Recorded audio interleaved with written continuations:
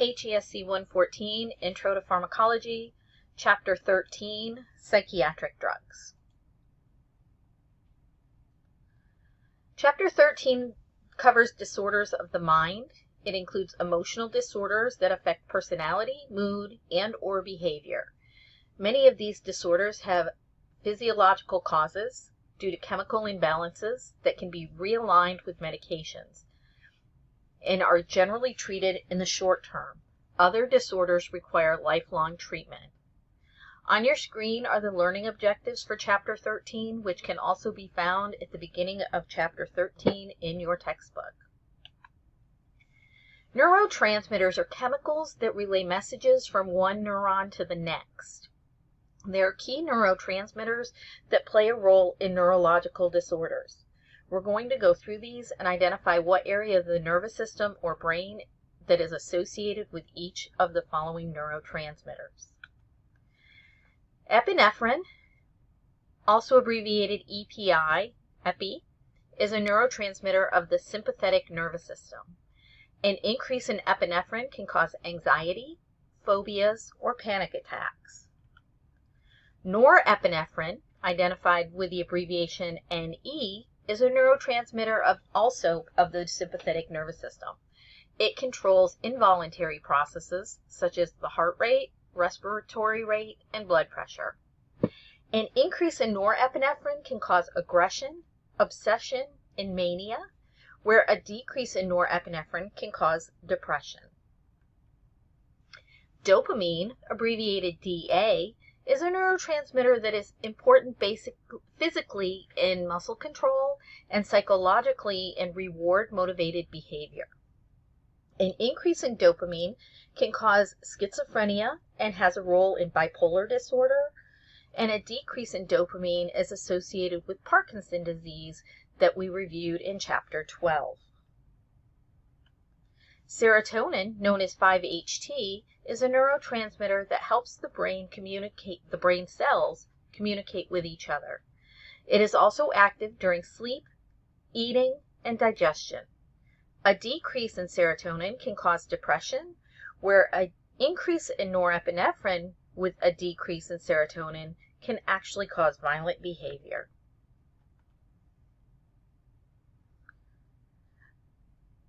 GABA, gamma-aminobutyric acid, is an inhibitory neurotransmitter.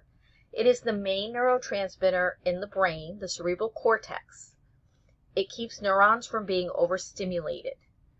If we have an insufficient level of endogenous GABA, what's made in our body, it can result in anxiety. We're going to look at the different types of neuroses. Anxiety is the primary neuroses. The treatment of neuroses involves the use of anti-anxiety drugs, which are also known as anxiolytics or minor tranquilizer drugs. Interestingly, some patients with anxiety disorders are also treated with certain antidepressant drugs. The first-line treatment for these conditions will either be a benzodiazepine or an antidepressant drug. I'm going to go through each of these disorders, and then I've grouped the drugs as to which ones are used to treat what. So it's a little different layout than your textbook. So first is general anxiety disorder, which is sometimes referred to as GAD. It has symptoms of constant, persistent worry about a number of things, like your health, your finances, your family.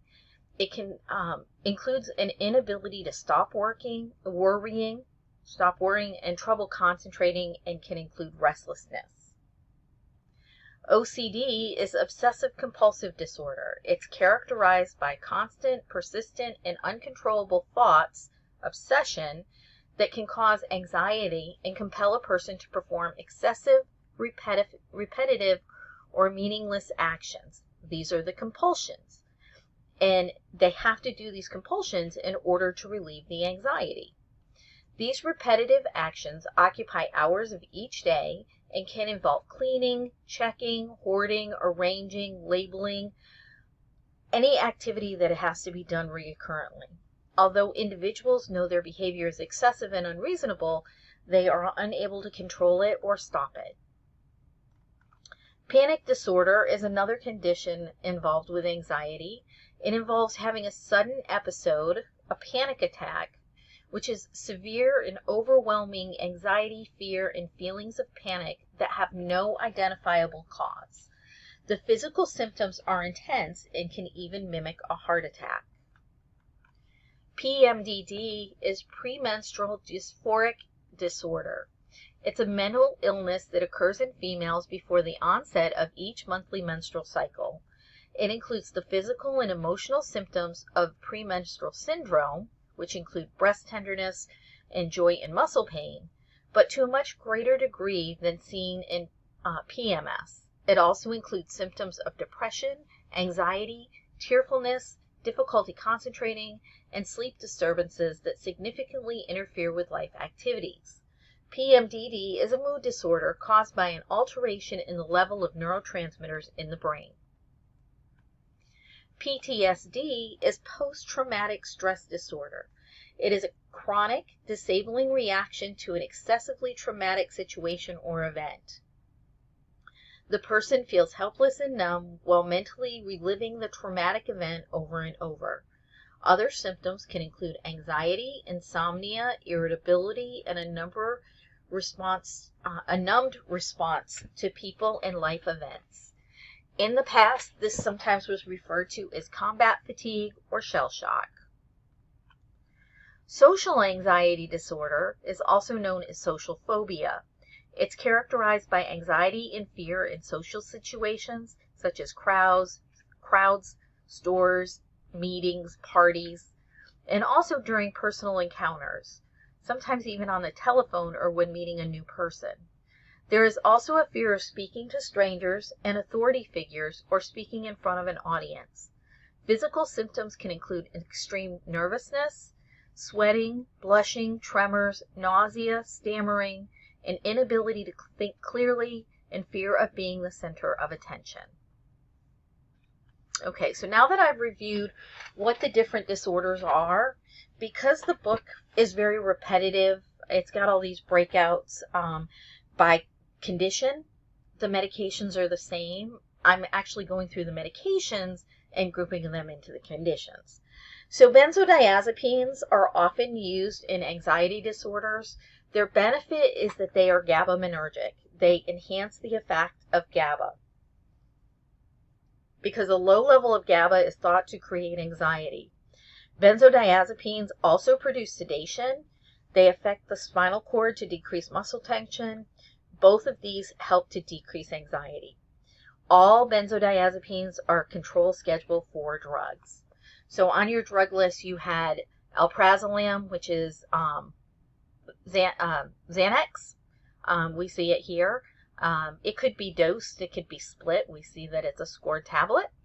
And then clorazepate is another drug in the benzodiazepine. Now, most of your benzos have that PAM or LAM drug stem, as we see with alprazolam.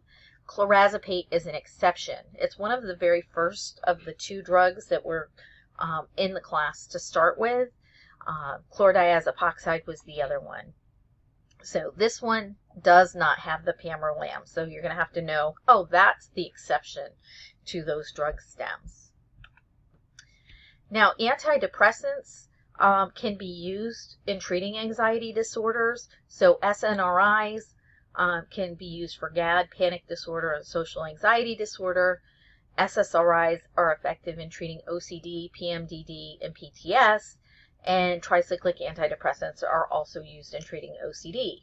I'm going to talk about antidepressants later in this chapter, so I'm not going to take the time to explain how they work at this point. There are other classes of drugs that can be used to treat anxiety, such as beta blockers. Beta blockers like propranolol, talked about that with migraines, Inderal. It helps to alleviate physical symptoms, and it helps lower the heart rate. If you're feeling anxious, you sometimes feel like your heart is racing. So beta blockers like propranolol can help treat that. Buspirone is an atypical anxiolytic. Its only indication is for anxiety. So here I have a picture of a buspirone label as well as a tablet. And again, it's split, so a patient may take it twice a day, and on the other side, in case the doctor orders it 3 times a day, they might split that tablet. Barbiturates are also used in treating anxiety, but usually not the typical anxiety disorders, but we use it preoperatively to reduce anxiety before a patient goes into surgery. Barbiturates will produce sedation in an anxious or agitated patient, and that's why they're beneficial. So Amytal is amobarbital, and Barb, talked about that previously, Barb or Barbit is the drug stem for a barbiturate. Amobarbital, butabarbital, and phenobarbital can all be used. They all are different control schedules. Your amobarbital is a C2, your butabarbital is a C3, and your phenobarb is a C4.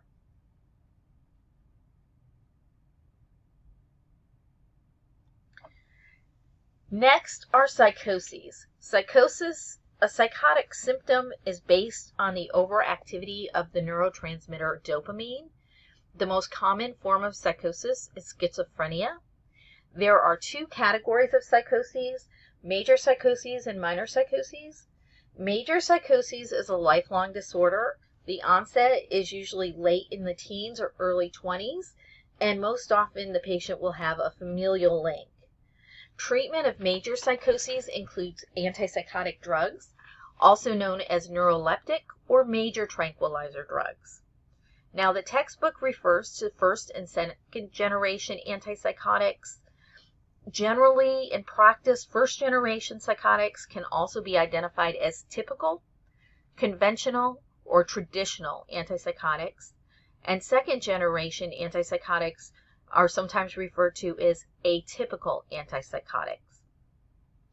The first generation antipsychotics, the conventionals, are older. They include drugs such as phenothiazine and have more severe and potentially permanent side effects than the newer atypical antipsychotics. These side effects are known as extrapyramidal symptoms, or EPS, and they kind of mimic characteristics associated with Parkinson's disease, because these older antipsychotics block dopamine receptors. So it creates that imbalance between dopamine and acetylcholine. So tremors is the most common thing that we notice, or tics, in patients who use the older drugs. And that's labeled as an EPS, or an extrapyramidal side effect. So the first generation, or the conventional antipsychotics, they're going to block dopamine receptors. Phenothiazine drugs were developed for treatment for psychosis. These drugs block dopamine, histamine, serotonin, and alpha-adrenergic receptors. As a result, several of the drugs are used for other indications in addition to psychosis.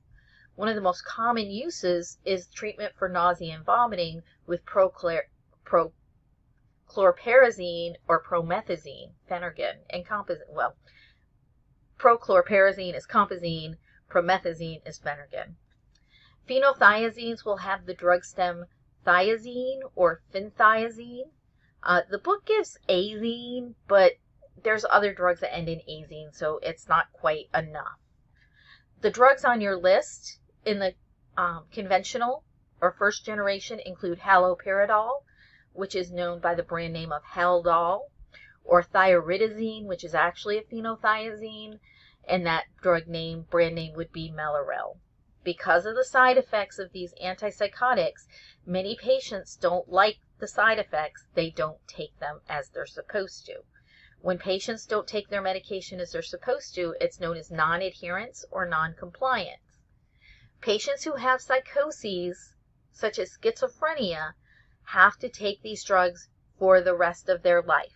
If they miss a dose, then they can start to spiral out. Now, your second generation antipsychotics are referred to as atypicals. They block dopamine and certain serotonin receptors. The drug stem for these usually include edone or apine. Here we have clozapine, which is known by the brand name Clozaril. And then we have olanzapine, which is the brand name Zyprexa. Now, there is an injectable form of olanzapine known as Zyprexa Relpev. If a patient receives that, they could have fainting episodes. So they have to be watched for up to 3 hours after the intramuscular injection. Quetiapine is another atypical antipsychotic, and its brand name is Seroquel. Dopamine stabilizer antipsychotics, in most books, this is actually grouped in with the atypicals, but they're going to help stabilize those dopamine receptors. These end in piprazole. So aripiprazole is Abilify. And we want to be careful because if you remember when we talked about the GI drugs in chapter 4, we had the oprazole and eprazoles, which can be the proton pump inhibitors. This is an iprazole or a piprazole to help identify that these are different. Now, Abilify is a drug that can also be used with other drugs to treat depression. That's what we call an adjuvant medication.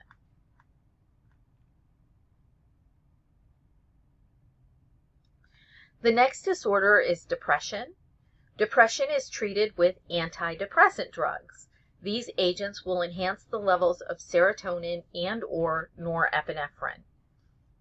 There are a number of antidepressant drugs, basically 6 classes.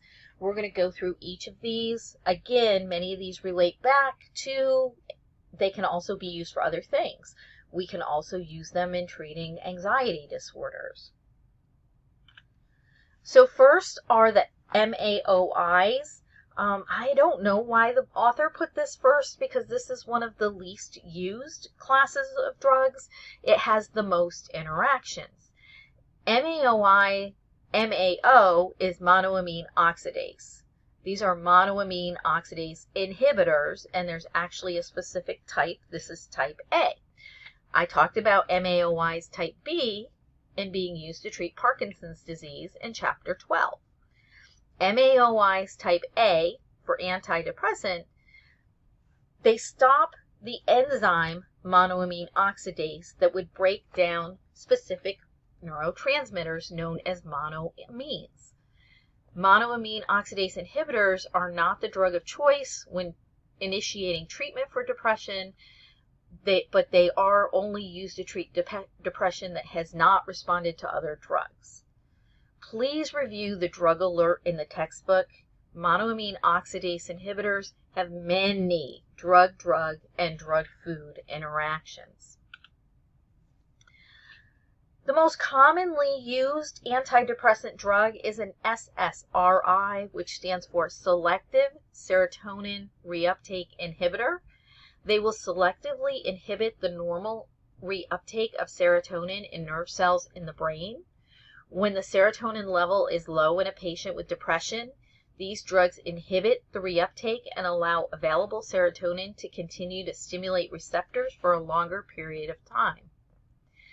Many of these drugs end in citalopram or Oxytocin. You want to be careful because citalopram is not a benzodiazepine. It's PRAM, not azolam or azepam. So citalopram, brand name is Celexa. Fluoxetine is most commonly known by the brand name of Prozac. It also is available as Serafem because it's used for PMDD. And then sertraline, which is a little bit different, is available by the brand name of Zoloft. So again, the drug stem, be aware that citalopram or S-citalopram, it's that R, it's not PAM, it's PRAM. Fluoxetine, Prozac. Those are some of the stereotypicals.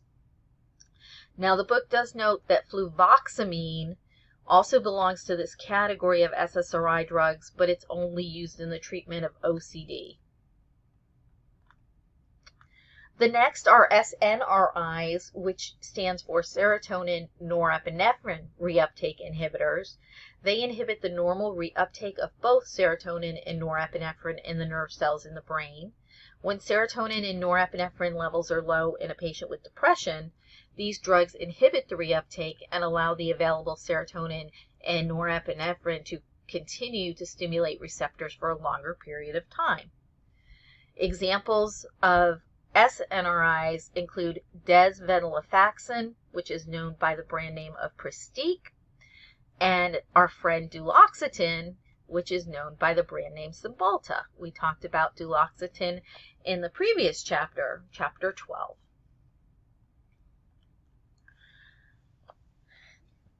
A serotonin reuptake inhibitor antagonist drug will inhibit the normal reuptake of serotonin and norepinephrine, but they also block or antagonize the action of serotonin and alpha-1 receptors and keep them from being activated. When stimulated, alpha-1 receptors can contribute to long-term depression. Trazodone can cause extremely vivid and upsetting dreams, which can lead to patient noncompliance in taking this drug.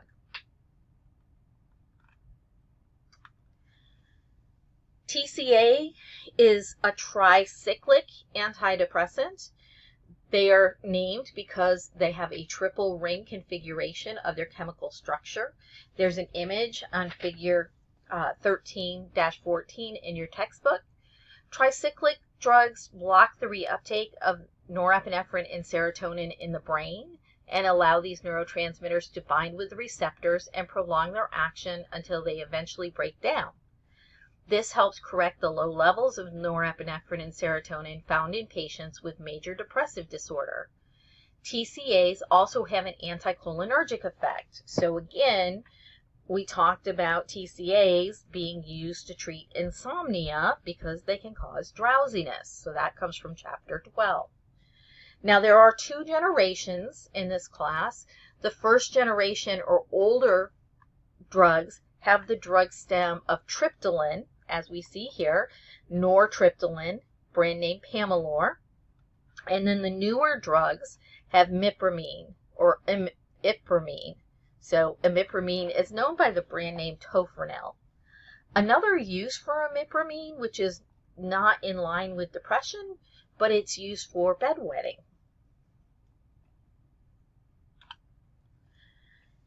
The sixth major class is the tetracycline antidepressant. Some books will refer to this as a heterocyclic antidepressant. This is going to block the reuptake of the neurotransmitter norepinephrine in neurons in the brain and allows the norepinephrine to bind with receptors and prolong its action until it is eventually broken down. This helps correct the low levels of norepinephrine that can be seen in depression. Oops. I don't have an image. I did not give you a tetracyclic on your drug list, which is why I don't have an image. But the drug meprotolin is used to treat depression associated with anxiety. For other drugs, these don't fit into the other classes and are sometimes referred to as atypical antidepressants. Other drugs used to treat major depressive disorders can include bupropion, which inhibits I didn't fix my little animations very well. Bupropion, which is an NDRI, it's a norepinephrine dopamine reuptake inhibitor. It prolongs the actions of dopamine and norepinephrine in the brain. It's used to treat depression, but another thing about bupropion, it's also used for people who are trying to quit smoking. Wellbutrin is the most common brand name of bupropion. Another one is the esketamines, which is an N-methyl D-aspartate or an NMDA receptor antagonist. We're not really sure how it works. We just know it does for depression. But Mirtazapine, which is pictured here, Remeron, will block alpha-2 receptors in the brain. Another drug in the chapter that it talks about includes vortioxetine, which inhibits the reuptake of serotonin and stimulates many different serotonin receptors. Well, there we go. I told you I had messed up on my animations here. So bupropion is an NDRI and mirtazapine is an alpha-2 receptor blocker. There are combination drugs.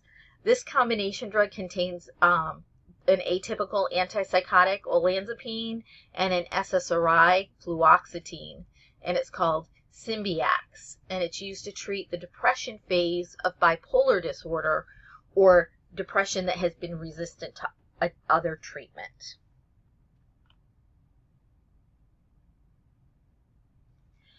Bipolar disorder, it used to be referred to as manic depression. It's important when a patient is being treated for bipolar, they are treated for both their manic episodes as well as their depression. The drugs that we use to treat bipolar disorder, it needs to be managed, and we can use many different drugs, including anti-epileptics, antipsychotics, lithium, or a combination. The depression can be managed with antidepressants. Drugs that lessen the severity of the frequency of the mood swings are known as mood stabilizing drugs. The anti-epileptic drugs are used to treat seizures, but can also be effective in treating both manic and depressive phases of manic depressive or bipolar disorder. We talked of anti-epileptics in chapter 12, so I'm not going to go through an extensive period discussing that. Antipsychotic drugs can be used to treat the manic phase of the bipolar disorder. Generally, we're going to use an atypical or second generation antidepressant in treating bipolar. Lithium is a salt. It inhibits the reuptake of serotonin and norepinephrine in neurons in the brain, but its exact action in treating bipolar disorder is unknown. However, lithium is used primarily to treat the manic phase. It is a narrow therapeutic index drug, which means the dosing is very patient-specific, and they can reach toxicity very quickly if it's not dosed properly. And then combination drugs. This contains olanzapine and fluoxetine. We just talked about this as an antidepressant. So Symbyax.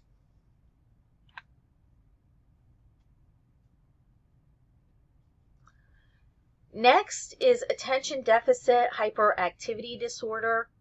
Children with ADHD exhibit symptoms of restlessness, short attention span, distractibility, inability to follow directions, emotional instability, impulsiveness, and disruptive behavior. This complex of symptoms was previously known as ADD, or attention deficit disorder. They have added the component of hyperactivity, so ADHD may be the result of exposure. Added the component of hyperactivity. So sometimes we talk about it as ADD/ADHD. ADHD may be the result of exposure to alcohol or nicotine prior to birth, a premature birth, genetic factors, or head trauma. It is 2 times more common in boys than in girls. Many, but not all, children will outgrow the symptoms of ADHD in late childhood. Drug treatment for ADHD is accompanied by psychological counseling as well as special education interventions as needed. The drugs we use to treat ADHD include amphetamines and other related CNS stimulating drugs. These drugs help regulate the levels of norepinephrine and dopamine. These stimulant drugs exert what's known as a paradoxical effect. We would think that by increasing norepinephrine and dopamine, the patient would be overstimulated, but what it does is it actually helps for their attention to be more fine-tuned. They can hone in on things, and it increases attention span. Think about a non-drug product that many of you may use is caffeine. When you're feeling really tired and you can't concentrate, sometimes if you have something with caffeine, you're more alert and you're able to focus. These drugs work along those same lines. The most commonly used drugs to treat ADD, ADHD are stimulants, including amphetamines. Amphetamines and their derivatives, such as methylphenidate and dexmethylphenidate, are all controlled Schedule IIs. The drug here is lesdexamphetamine, and we see the brand name is Vyvanse, and it's got that C2 symbol on the label. Your amphetamine drugs will generally have the drug stem of phetamine, PH, ETAME, MINE, or FETAMINE.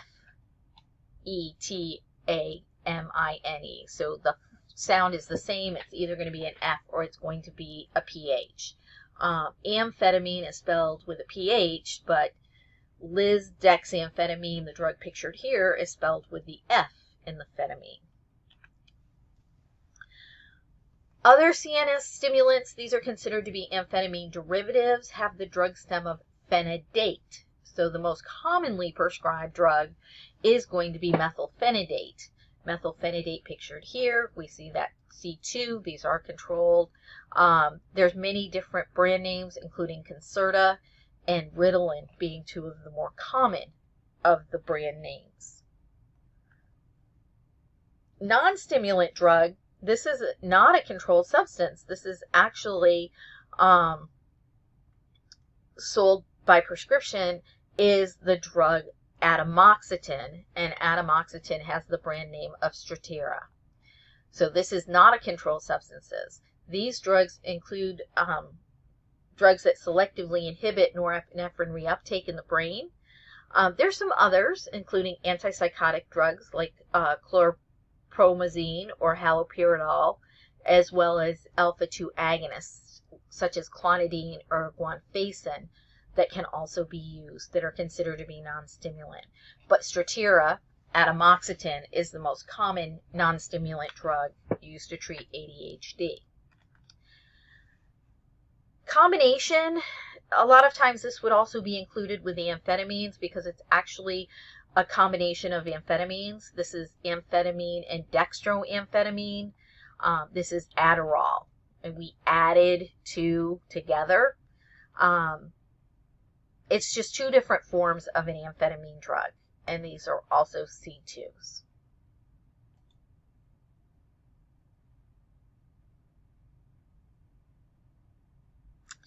The last part of the chapter is talking about addiction.